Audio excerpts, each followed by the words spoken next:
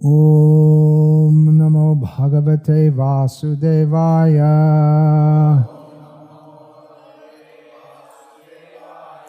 Om Namo Bhagavate Vasudevaya. Om Namo Bhagavate Vasudevaya. Srimad Bhagavatam, Canto 3, Chapter 2, Text 23, translation and commentary by His Divine Grace A.C. Bhaktivedanta Swami Prabhupada. Aho Bhakti Yam Stana Kala Kutam Jighangsaya Apayayat Api Asadvi Lebhe Gatim Dhatri Uchitam Tataha Anyam Kam Va Dayalum Sharanam Vrajema Aho Bhakiyang Stanakala Kutam Jighangsaya Payayad Apyasadvi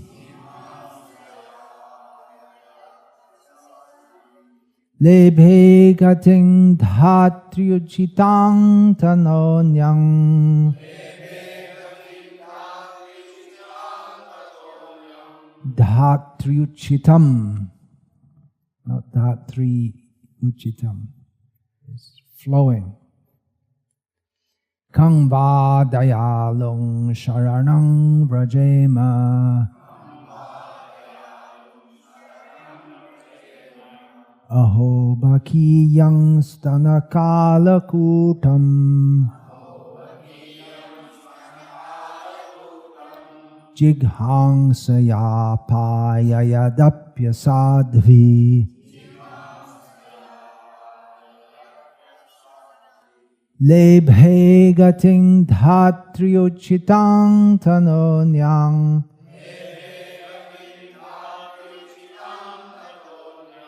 Kang va dayalung sharanang vrajema.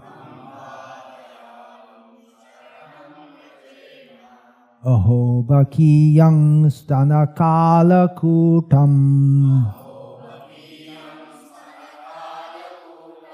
Jighangsaya payayadapyasadvi. Lebhe gating dhatriuchitang tanonyang.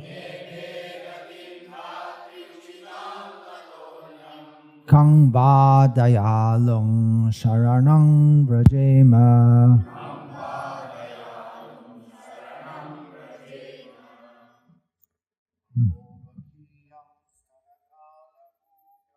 Aho bhakiyang stanakala kutam. Jighangsaya payayadapyasadvi. Lebhe gating dhatriuchitang tanonyam. Kang va dayalang sharanang vrajema.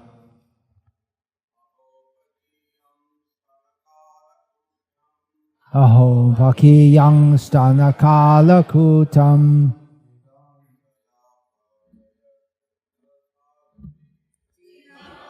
Something here? Some, no?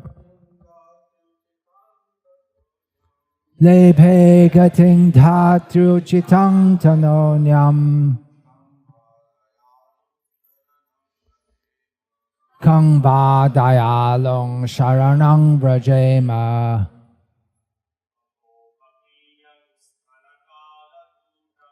Aho yamayang stanakala kutam.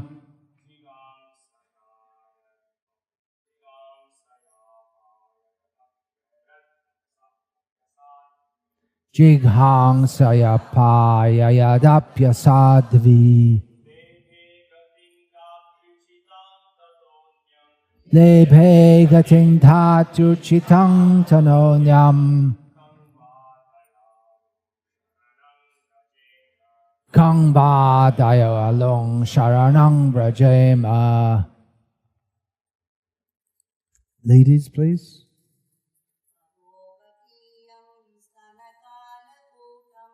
Aho bhakiyang stanakala kutam Jighangsaya payayadapya sadvi Lebhe gating dhatu chitang tanonyam Kang vādayalong sharanang brajema. Aho, alas, Bhakti, the she-demon, Putana, Yam, whom, Stana, of her breast, Kala, deadly, Kutam, poison, Jighangsaya, out of envy, Apayayat, nourished, Api, although, Asadvi, unfaithful, Lebhe, achieved, Gatim, destination, Dhatri, Uchitam, just suitable for the nurse, Tataha, beyond whom, Anyam, other, Kam, who else, Va, certainly, Dayalum, merciful, Sharanam, shelter, Vrajema, shall I take.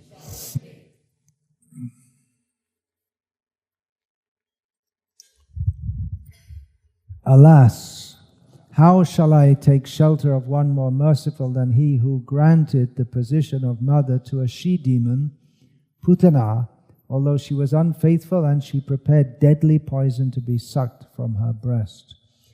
Purport, here is an example of the extreme mercy of the Lord even to his enemy. It is said that a noble man accepts the good qualities of a person of doubtful character, just as one accepts nectar from a stalk of poison.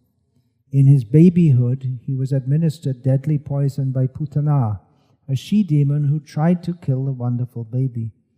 And because she was a demon, it was impossible for her to know that the Supreme Lord, even though playing the part of a baby, was no one less than the same Supreme Personality of Godhead. His value as the Supreme Lord did not diminish upon his becoming a baby to please his devotee Yashoda. The Lord may assume the form of a baby or a shape other than that of a human being, but it doesn't make the slightest difference. He is always the same Supreme. A living creature, however powerful he may become by dint of severe penance, can never become equal to the Supreme Lord. Lord Krishna accepted the motherhood of Putana because she pretended to be an affectionate mother, allowing Krishna to suck her breast. The Lord accepts the least qualification of the living entity and awards him the highest reward. That is the standard of his character. Therefore, who but the Lord can be the ultimate shelter? Om Jnana Timirandhasya Jnananjana Shalakaya Chakshurin Militam Yena Tasmai Shri Gurave Namaha Nama Shreshtham Manamapi Shatchiputramatra Surupam Rupam Tasyagrajam Urupurim Mathurim Goshtavatim Radha Kundam Girivaramaho Radhika Madhavasham Prapto Yasya Pratitha Kripaya Shri Gurum Tamnatosmi Vandeham Shri Guru Shiyataf Padakamalam Shri Gurun Vaishnavangscha Shri Rupam Sagrajatam Sahagana Raghunatam Vitam Tam Sajivam Sadvaitam Savadhutam Parijana Sahitam Krishna Chaitanya Devam Shri Radha Krishna Padan Sahagana Lalita Shri Vishakhan Vitamscha.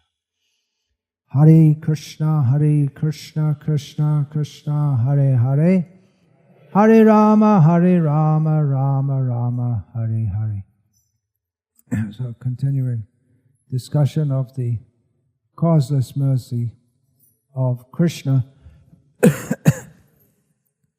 and that causeless doesn't mean that it's just awarded willy-nilly. That's a colloquial English term, which means just scattered here and there without any consideration whatsoever.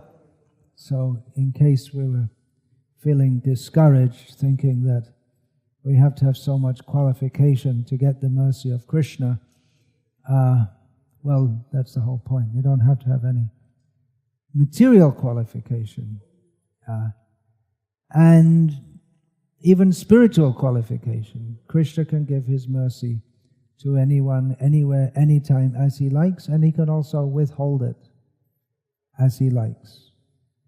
He is independent. His mercy is independent.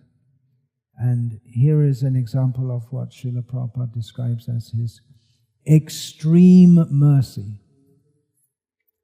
Great mercy. He gave the position to Putana of Dhatri. That's one of the kind of mothers. Dhenu Dhatri Tata Prithvi. That's Atma Mata Guru Patni Brahmani Raja Patnika Dhenu Dhatri Tata Prithvi Sattaita Matarang Smitam.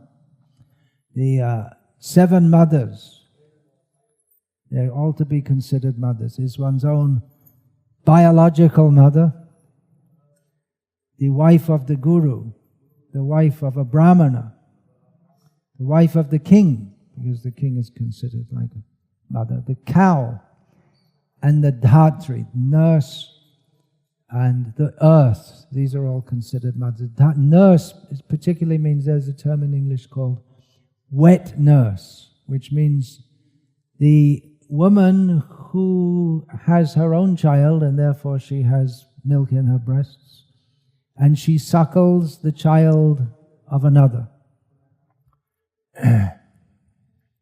So that's what Putana did. She came, and we don't hear in Shastra of anyone but Krishna feeding Krishna breast milk except Yashoda. But although presumably all the other gopis of her age, they could do so because they also have children of around the same age, both boys and girls.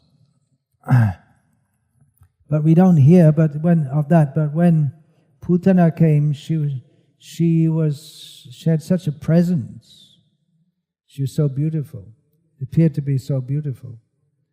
It was a false form. Actually, the gopis of Vrindavan, they're the most beautiful. But in the elderly gopis, their beauty is not stressed so much because they're more in the motherly mood toward Krishna. But she appeared to be so beautiful. And one facet of Maya, very prominent facet of Maya, is that people, probably males more than females, tend to think that if a woman is very beautiful, she must be very good. But often it's round the other way. Beauty means they know they can manipulate others with their beauty, and they use that to manipulate others. But anyway, they thought she's so beautiful and she has this presence. They thought maybe she's Lakshmi herself come to see her husband. So she came and she bared her breast, which is quite acceptable in a group of women. And she came with the idea to feed Krishna, which she attempted to do, and Krishna sucked out her life breath. She didn't kill him, he killed her. But he also gave to her the position of an internal spiritual position of a dhatri, a wet nurse. Why did he do there's great mercy? Well, there's some antecedent to that also, some background that it's not mentioned here in Bhagavatam, I believe in Garga Samhita and maybe somewhere else also. That when Bali Maharaj was approached by Vamanadev, Bali's sister or daughter, it's mentioned differently in different places as far as I remember, Ratnamala, she, with motherly affection, she thought, oh, what a nice boy. What a beautiful little boy. She had motherly feelings toward him, because even the demons, they may have motherly feelings. Even Hitler's mother must have loved him. Of course, she didn't know he was going to turn out like that.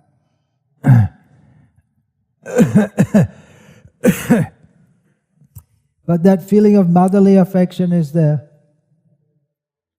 So she thought, oh, I would like to suckle that boy at my breast. She thought like that, and when she saw that actually he is our family enemy, it's going on generations after generation, just like in your Montenegro, they're families, generation after generation. They're enemies of each other. So then she became very angry, and she wanted to kill him. So she got both opportunities. She got both opportunity to suckle him at her breast, and the opportunity to try to kill him. Which is quite an honor, actually, if you consider that Krishna, he allows only very special living entities to try to physically kill him. Ravana, or if we go back to the old family feud, then Hiranyakashipu, Hiranyaksha, they were the, Hiranyakashipu particularly was the great-grandfather of Bali Maharaj, and Hiranyaksha was Hiranyakashipu's brother. So it's a very special opportunity to have the chance to directly try to kill Krishna. Many people try to kill him by philosophical murder. He has no hands, no legs, no face, no form, no feelings. Or he's just a representation of the ultimate impersonal. So many demons, having been unsuccessful in trying to physically kill Krishna, they come again in Kali Yuga, Rakshasa Kalimashritya, Jayante Brahma Yonishu. They come as sophisticated brahmanas and philosophically try to kill Krishna. Now, Chaitanya Mahaprabhu is very merciful. He delivered even the Mayavadis of Varanasi. They were the last one. They're the most difficult.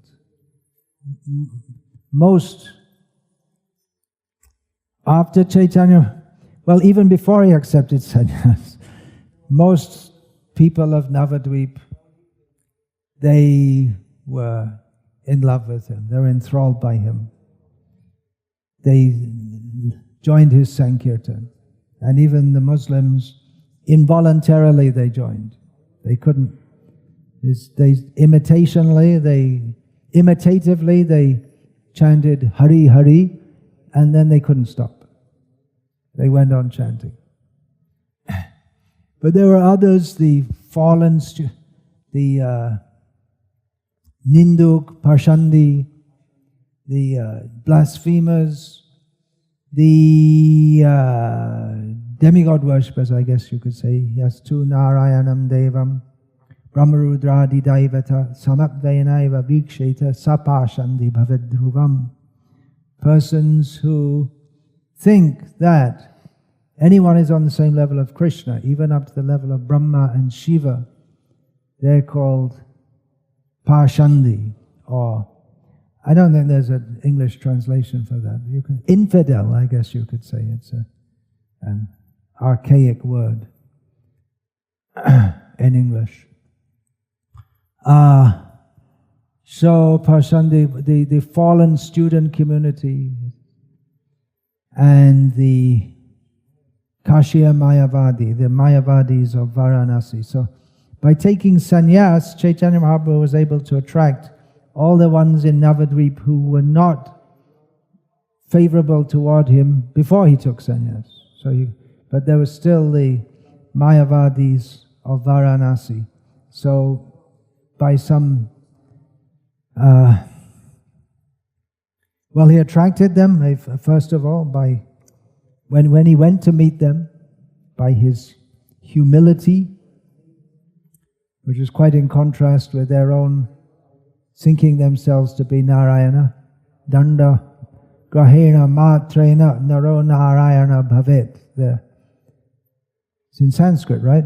Must be from Shastra. No, you can say anything in Sanskrit. You can say any nonsense you like in Sanskrit. It doesn't mean, just because it's in Sanskrit doesn't mean that it's bona fide. So their idea is that just by accepting a stick, you become God. You take sannyas, and you become Narayana. So they're very puffed up.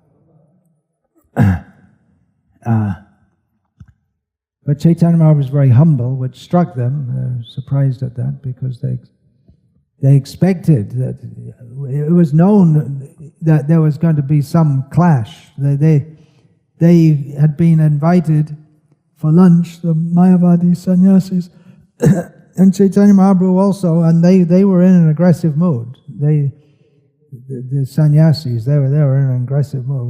Now we got him. We're gonna smash him and tell him what a nonsense he is. And they did, from their point of view. Why are you jumping around like a low class, with all these low class people? The sannyas is supposed to be the highest. Brahmin is very high class. And then you take sannyas, there's nothing higher. You become God, according to their idea. So they said, well, what are you doing? This Veda Patan Dhyan, Sanyasira Dharma, Shaita Chari Karo Kene. Oh, I can't remember. Exactly, I got the second line wrong. Anyway, they said that the studying the Vedanta and meditation are the dharma, the duties of a sannyasi. So why are you jumping around the streets with all these sentimental, low-class people? They were in an aggressive mood. Chaitanya Mahaprabhu came very humbly. But because he was humble didn't mean that he just submitted to them. Humility doesn't necessarily mean submission. One may be humble in one's dealings with others, but that doesn't mean that humility doesn't mean that anyone says any nonsense and you agree with them. So he was very humble, and he showed his spiritual, he had to let them have some darshan of his spiritual effulgence. So they got some idea that, oh, he looks like he's really Narayan, we're just pretending. They got some idea. And then there was discussion, and he showed them from Shastra. He wasn't a fool. They thought he was just, what's he doing? He must be a fool to jump around the streets. Only fools would do a thing like that. But they were very proud of their learning in Shastra, but he showed them how they were wrong, and he was right, and they should also join in the Sankirtan. So this is his mercy, Chaitanya Mahaprabhu's mercy, this Karuna Avatar. Chaitanya Mahaprabhu and Nityananda are called Karuna Avatar. So all the avatar, they're all Karuna Avatar. They come for the purpose of, they descend in this world to give their mercy. But still, Chaitanya Mahaprabhu and Nityananda are referred to as Karuna Avatar because their mercy is Parama Karuna. Parama Karuna Pahundvijana Nitai Gaura Chandra Sabha Avatar Sara Shiromani Kevala Ananda Kanda. So this states that they are the best avatars because the quality of mercy is most exhibited by them. Because the avatars come to give mercy, so even though all the avatars are the same Krishna, but because they give mercy more than others, so in that sense, from our standpoint as fallen conditioned souls, they're the best for us because they give more mercy. So in this way, they're to be considered the best of all avatars. I'm going to read a little bit from Krishna book, from the chapter Putana killed, discussing this mercy upon Putana. Not that we have to imitate Putana and think I'll get the mercy like that. Srila Prabhupada explains. Actually, this Krishna book, if you go through it, there's Srila Prabhupada practically in every other paragraph, he explains the pastime and then he gives some explanation or some philosophical understanding. There's so many important instructions in there. Anyway, Srila Prabhupada writes, even a little energy expended in the service of the Lord gives one immense transcendental profit. This is explained in the Bhagavad Gita. Swalpamapyasya dharmasya trayate mahato bhayat. Devotional service in Krishna consciousness is so sublime that even a little service rendered to Krishna, knowingly or unknowingly, we've been discussing about unknowing service, knowingly or unknowingly gives one the greatest transcendental benefit. The system of worshipping Krishna by offering flowers from a tree is also beneficial for the living entity who is confined to the bodily existence of that tree. When flowers and fruits are offered to Krishna, the tree that bore them also receives much benefit indirectly. So that's another example of agyata sukriti. The living being entrapped in the body of a tree has no consciousness or idea that I'm serving Krishna. The consciousness is very sankuchita, closed up. But nevertheless, the living being who is in the body of the tree gets the benefit of serving Krishna.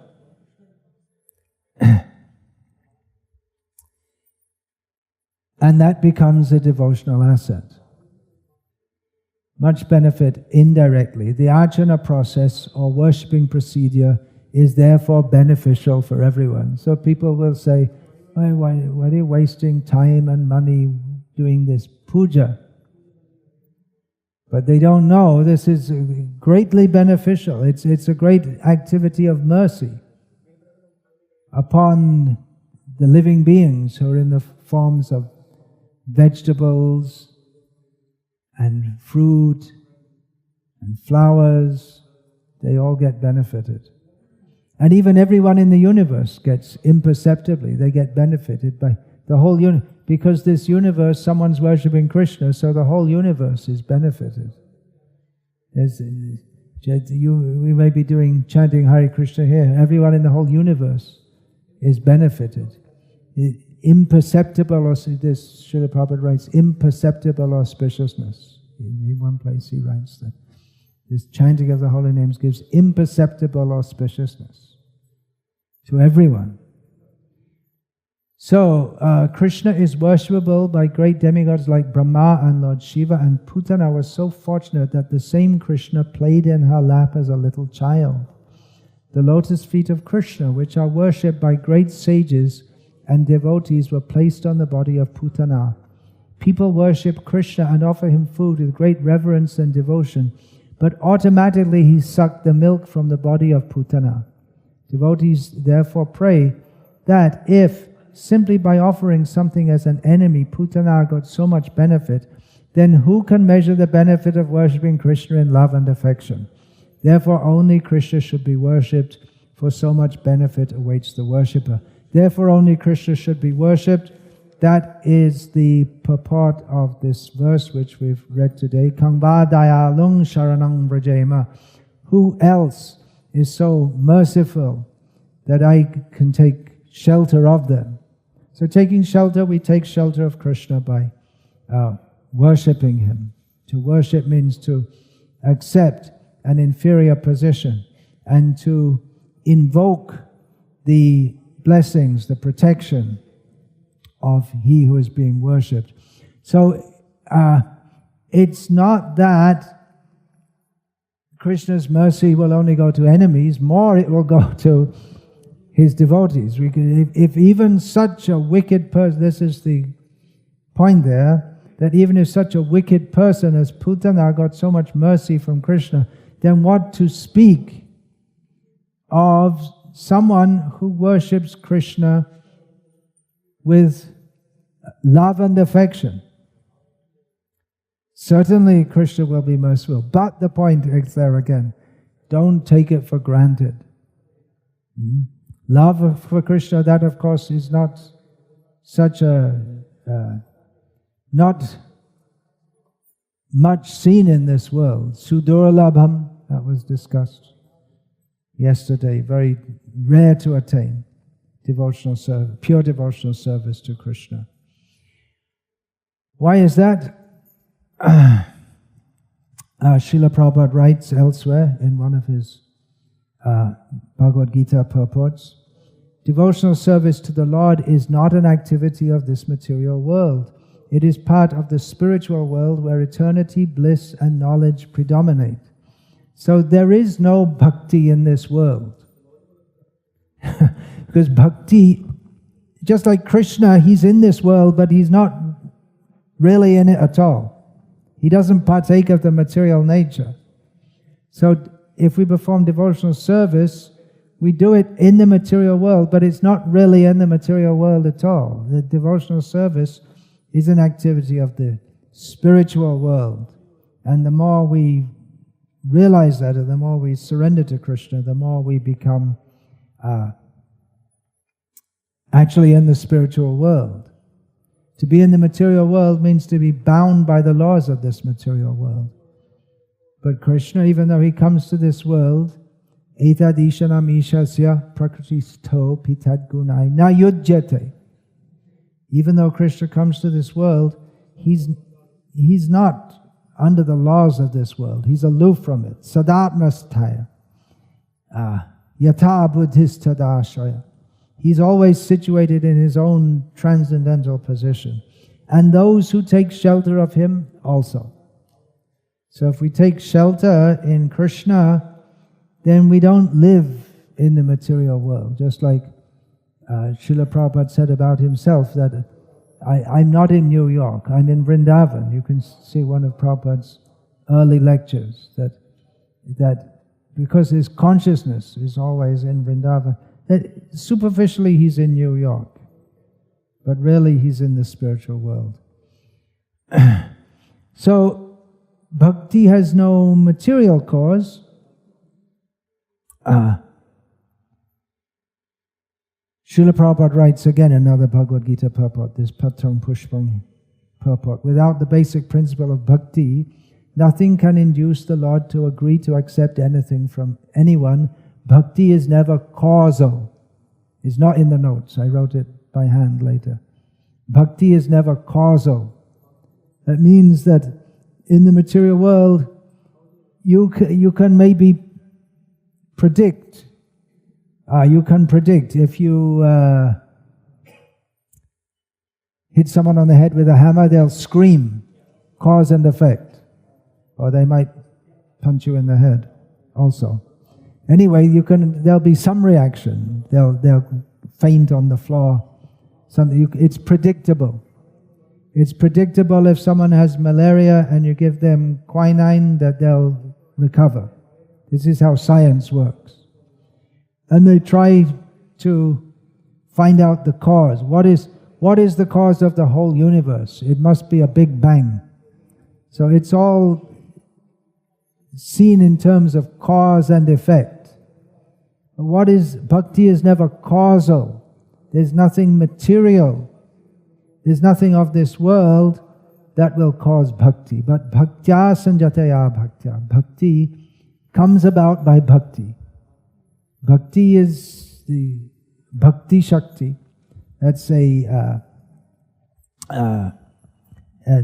asset or a facet of the spiritual world. Then, how do we get it if we're in the material world? Then, again the point comes, we have to get the association of devotees who are bhakti rasa patra. They carry the bhakti shakti. They are the recipients of the bhakti shakti. There are two kinds of bhagavats. Ek bhagavata baro, bhagavata shastra. Ek bhagavat bhakta bhakti rasa patra. The two kinds of entities that are referred to by the name Bhagavat. One is the Srimad Bhagavatam, the book, and another is the devotee who is the recipient of bhakti rasa. So bhaktya sanjatya bhaktya, bhakti comes about by bhakti, just like if you touch a one candle which is a light to another candle, it can light another. So, or Srila Prabhupada sometimes uses the analogy electrify. A pure devotee can because the devotee is full of the spiritual energy, can electrify others, as if that electric current passes to others. The current of bhakti. And also that verse in Hari Bhakti Vilas, which I said yesterday, what is that? Sangena parijayati. Bhaktistu bhagavad bhakta sangena parijayati. That bhakti comes about by association with devotees. Sadhu sange Krishna bhakte shraddha jadi hoy bhakti fal prem hoy sangsar jai khoi. Chaitanya Mahaprabhu explained to Sanatana Goswami. Actually, there are many statements in Shastra about the association of devotees.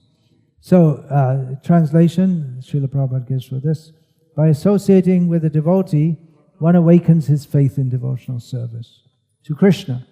Because of devotional service, one's dormant love for Krishna awakens, and thus one's material conditions existence comes to an end. It becomes reduced and ultimately comes to an end. So, by associating with devotee, how does this process work? How does one get bhakti? What is bhakti? Prema bhakti. What is it? Begins ado shraddha. It's not this saying electrify, but it's Srila Prabhupada also scoffed at this idea that the guru touches the disciple and he gets an electric shock and he collapses on the ground. And they both collapse on the ground, one because he's got an electric shock and the other one because he doesn't have any energy left. He gave it all away. And then they both wake up and one's crying and says, why? And the disciple says to the guru, why are you crying? Because I gave you all my shakti. These are spiritual fairy stories, imitation spiritual fairy stories. This is not how it works. The spiritual energy doesn't decrease. If you send electricity through your copper wire over a long enough distance, it decreases a little bit. There's little resistance in copper. So if you send it 3 times around the world, there won't be anything left, probably. And then if you plug in what do you plug in here? Electric light or something like that. electric light bulb, then some tiny amount of the wattage or amperage or whatever it is that's coming through, that decreases. There's a limited number of electric lights that you can run on, even on a mains line. That's why we find that in the summer here in India, that it just collapses, and then they switch off the electricity because so many people, you are not in Salem so much, so many people are running their air conditioners, which are high wattage. So it's limited. But the spiritual, it's a material concept to think that the spiritual energy is also limited in that way. It doesn't decrease. So by associating with devotees, then faith in Krishna consciousness can arise. This principle is not only an association with devotees, it's also an association with non-devotees. If you associate with a Buddhist monk, you might get faith in Buddhism because they might be in the mode of goodness, and that's impressive to some people. And that creates some kind of atmosphere, and one may become attracted to that. Or the common example Srila Prabhupada often gave you, if you associate with drunkards, then you get faith in drinking. Yeah, they're all drinking, I should too. Association is, it's surprising how much people everyone's affected by association. We desire to be like others around us, even if they're the worst characters. Why should that be? It's an aspect of inherent human psychology. If we associate with devotees, and if we're pious, especially if we have some piety, some background, then we'll be attracted. That devotees, they go everywhere and speak the same message of Krishna consciousness. You see, Srila Prabhupada traveled all over the world, met all kinds of different people. His message was the same. He might have given it in a more detailed way to some people, or given a certain aspect of it to other people. Basically, his message to everyone was the same. That's one thing, if you can see George Harrison appreciated that. George Harrison, the musician, appreciated it. It was always the same. It wasn't that, okay, so far I've been teaching Krishna consciousness, and let's now teach Scientology, or enough Krishna, okay, let's experiment, try something else. Today we'll worship Ganesh. He wasn't like that. It was the same message consistently, day after day after day after day, right up to the end of his manifested appearance in this world. So Srila Prabhupada was giving the same message to everyone, but some took it and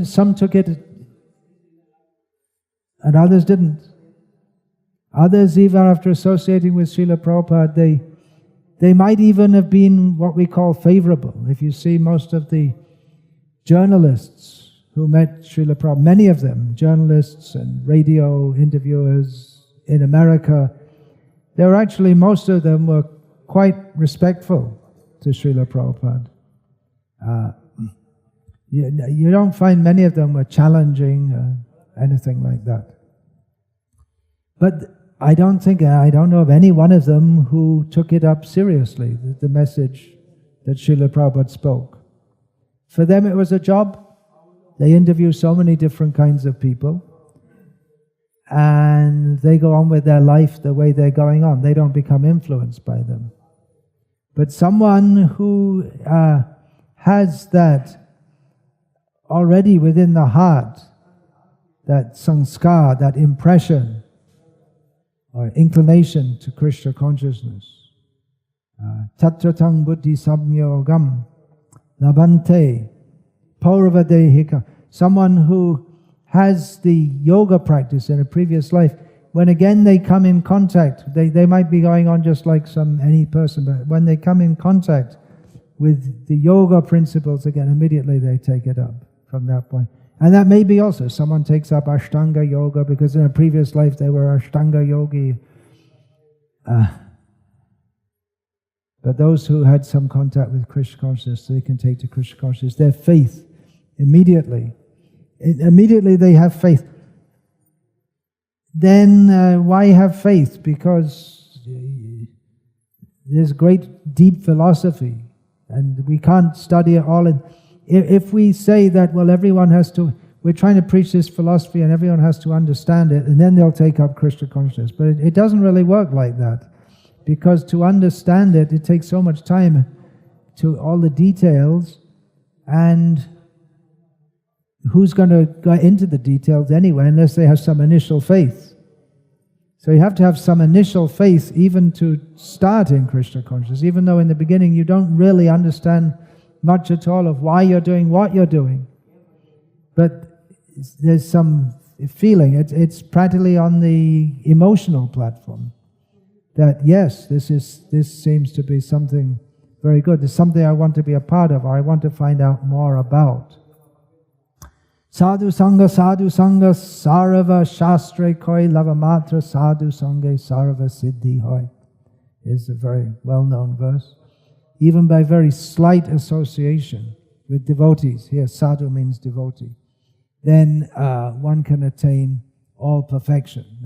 One can attain the seed of devotional service and then take it on from there by getting that basic faith in devotional service. And then this is discussed by Chaitanya Mahaprabhu about how one can take to devotional service. It has no material cause. That's the point being made here. There's no material cause. Kono bhage karo shongsha koyan muk hoy sadhu sange tobe krishne rati upajoy. There's one word here, shayon muk, which means that someone's just in the mental situation. Sangsar shayan muk. They're just in the situation where they're fed up with material life. And at that time, if one is fortunate enough to get the association of devotee, then he can take to devotional service. So his Krishna rati upajay, then his feelings for Krishna may awake. So it's a very delicate moment, because people go through different phases in their lives. So if someone is feeling like that, and they get the association of a devotee, then they can come to Krishna consciousness. We often think to preach Krishna consciousness among young men in India, because they're in a crossroads in their life, especially those who have been educated and they're just getting a job. Previously, people were more or less fixed in what they would do in the future. Yesterday I asked a young boy, how old is he? Maybe, I don't know, 12 years old or something like that. Then what are you going to do with your life? What are you going to do? So he said, I'll decide later. But previously they wouldn't decide. He was from a Sri Rangam Brahmin family. So previously they wouldn't decide. Whatever their father does, they do. That's all. The Baba doesn't think I'll become a Bollywood star. There was no Bollywood to become a star in. The Baba's son becomes a Baba. Now they don't know. They don't know even if they'll get a job. So they're in a situation. They're in between in the college, or maybe they're in the college and they're wondering what's going to happen in future, and they're away from home, especially if they're away from home. That makes them more or less secure. So in that situation where they're not really fitting in anywhere, even if they're new in the job, and then everyone's just screwing them and pushing them down, and they're trying to come up and others are pushing them down. So it's a very good time to catch them. So we have Shastric background for that. Kono bhagye karo, what is it? Kono bhagye karo sangsar kshayanmukh hoy. Krishna sadhu sange tabe Krishna rati upajay. At that time, if you can catch them and speak to them, yes, this material world, there's no love, there's no happiness. Happiness is in Krishna. Good time to get them. It works more in India because there's some background of piety there. Some culture is there. It might not necessarily work in other places. How long should I go on for? Okay, so there's plenty to talk about. So then what happens next? Brahmanda Brahmite Kono Bhagavan Jeev Guru Krishna Prasade Pai Bhakti Latabis. The word prasad is here, mercy. So we're talking about mercy, Krishna's mercy. A fortunate person wandering within this universe, up and down, in and out.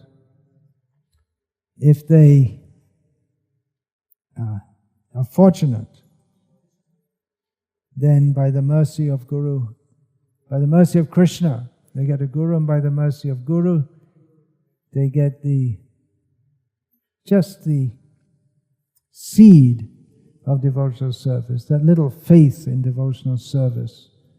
And then that little faith, ado shraddha, that is the beginning.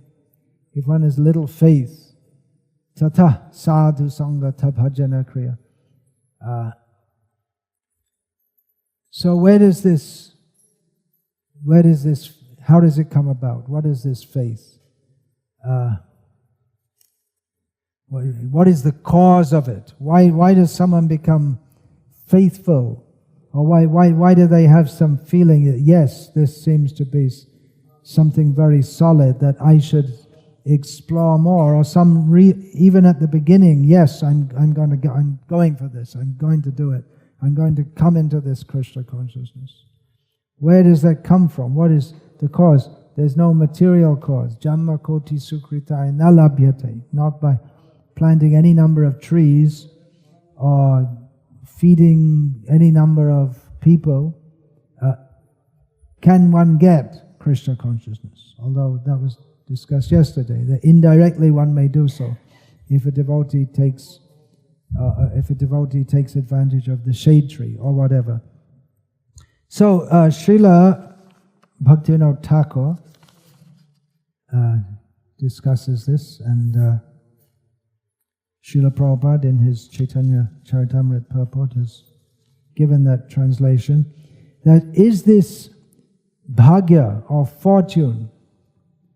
It is a result of some accident. Generally when we say luck, we think accident, just fortuitously. But then if we know the way this world is going on,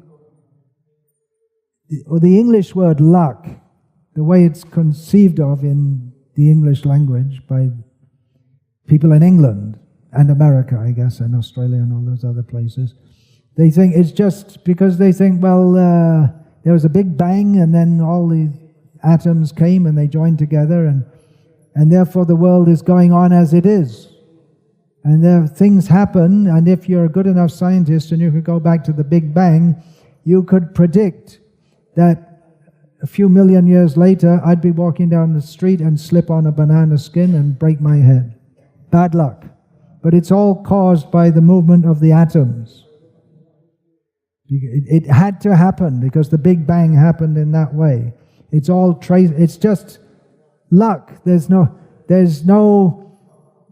law. Well, there is the law of the movement of atoms and molecules and all this kind of thing.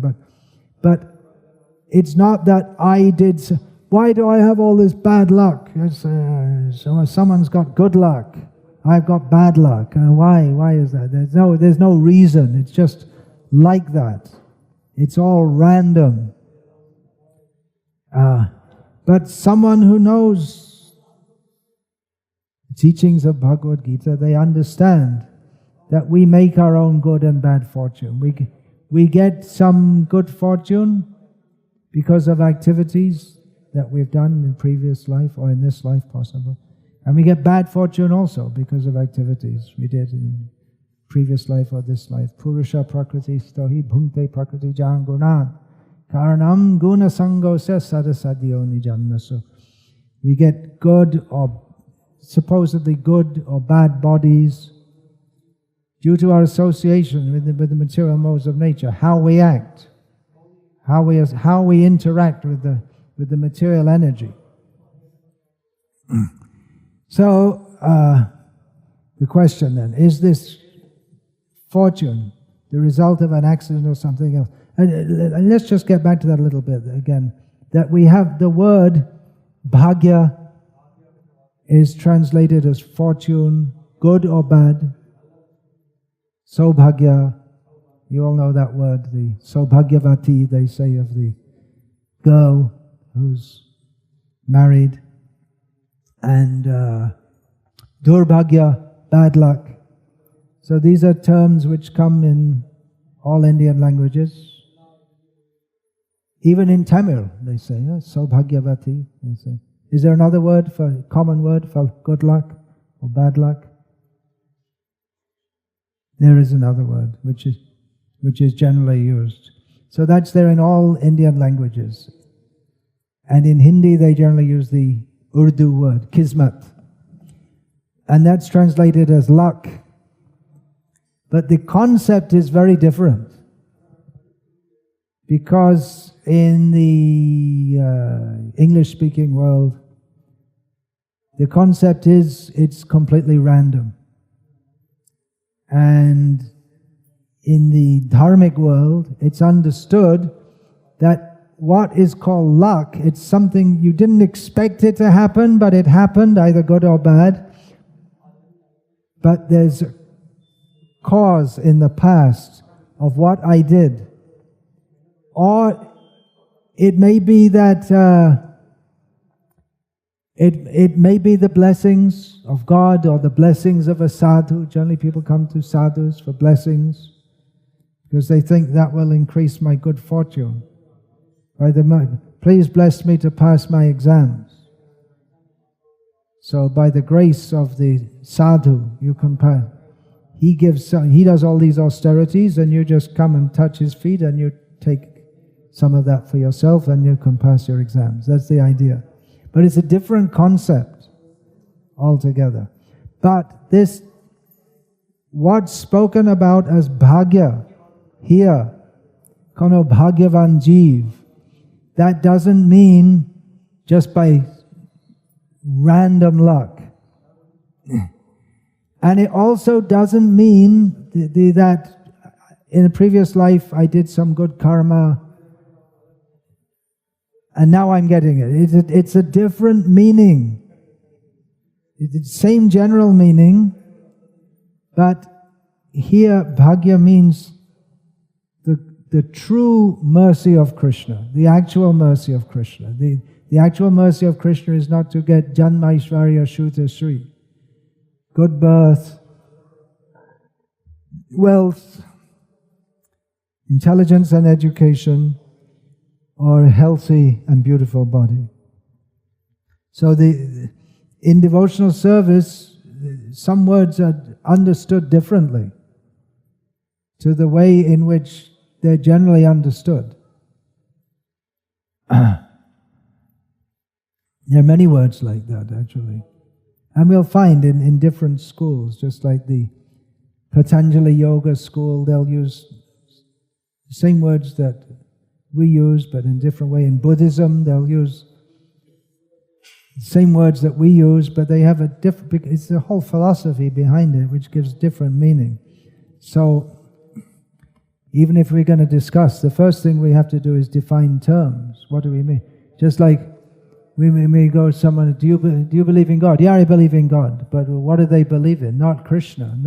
They have no idea of six opulence, Shadaishvarya Purna.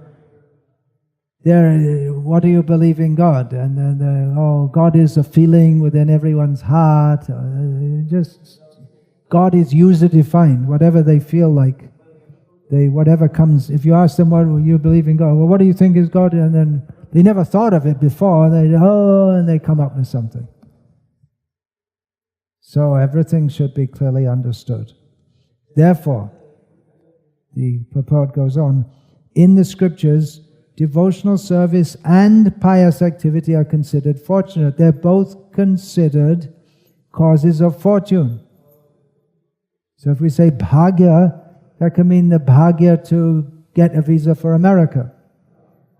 Or it can mean a visa for Vaikuntha. It's not the same, because one is material and one is spiritual. Pious activities can be divided into three categories. Pious activities that awaken one's dormant Krishna consciousness are called Bhakti Mukhi Sukriti.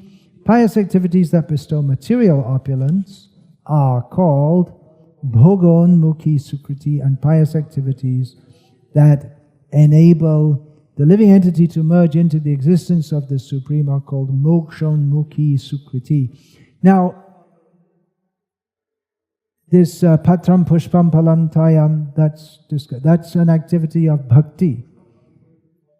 If it's offered to Krishna, if you offer it to a demigod, it's material. You can get good fortune by offering to Krishna, and get good fortune by offering to a demigod, but it's a different category of good fortune.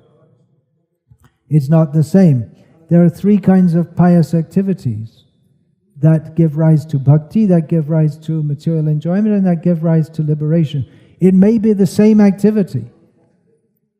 For instance, pious Hindus bathe in the Ganga. But if one does so with the attitude, this is all Charanamrit, this is come from the lotus feet of Vishnu, Mother Ganga, carry me back to Vishnu, to his lotus feet. That is, with that attitude, that's Bhakti Unmukhi Sukriti. That nourishes our devotional service. If we do so, Mother Ganga, you clean me of all my sins so that I don't have to suffer for them, and give me some piety so I can enjoy in the heavenly planets. I'll go back beyond your source. They're coming down. And then and someone is also bathing in the Ganga and thinking, just like the Ganga merges into the sea, I'll merge into the impersonal Brahmajyoti. So it's the same activity, but with three, it's pious. That's why when Haridas Thakur, they thought he was killed, they threw him in the Muslims, they threw him in the Ganga. Why? Because they thought the Hindus think it's pious, so it must be impious. So to make sure he goes to hell, we'll throw him in the Ganga. That was their idea. Because everything opposite. Their ideas like that. So these last two awards, reading again the purport, these last two awards of pious activity are not actually fortunate. People think, oh, good fortune. I won the lottery. Actually, in the West, it's very, very prominent. It's very, very deeply in the consciousness that people equate having lots of money with happiness. Very, very, people, if they get money, they become, so elated. More even than here, even though Indians are more attached to money than Westerners are to sense gratification, to sex, said B.V. Narayan Maharaj. He had experience on both sides, the West and India. So these last two activities, they're not actually fortunate. We think it's good fortune, but it's not actual fortune. Pious activities are fortunate when they help one become Krishna conscious, because that's the only really auspicious activity. Nothing else is actually auspicious. The good fortune of Bhakti Unmukhi is attainable only when one comes in contact with the devotee. Otherwise, who's going to tell us? Who's going to tell us that we should chant Hare Krishna and go to Krishna and make Krishna the center of our lives? Did anyone ever tell you in your school, on the TV, in the newspaper, parents, maybe in some cases here, but they didn't tell you. You have to associate with devotees. No one else is going to tell you. No one else believes in it. By associating with a devotee willingly or unwillingly, one advances in devotional service, and thus one's dormant Krishna consciousness is awakened. Generally, devotees don't force themselves on others. Unwillingly can mean, willingly here can mean that we make a conscious decision. Yes, I'm going to go to the temple and associate with devotees and hear the devotees. But it may be that, we'll come to that after just another page or two, that devotees, they go out, and people without even seeking their association get it.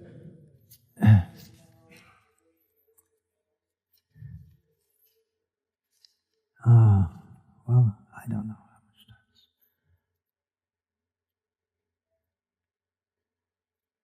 is. I think I'll finish. I have to. So I'll finish there now. Does anyone have any questions? But that's still to finish. If anyone has any question, you usually have a long class on Sunday, so then you can ask Gokul Chandra Prabhu and he can answer them. All right? You want to continue now? Okay. So I'll finish here, and tomorrow, Krishna willing, I have the last installment of this discussion of bhakti having no material cause. Hare Krishna. All glories to His Divine Grace, Srila Prabhupada.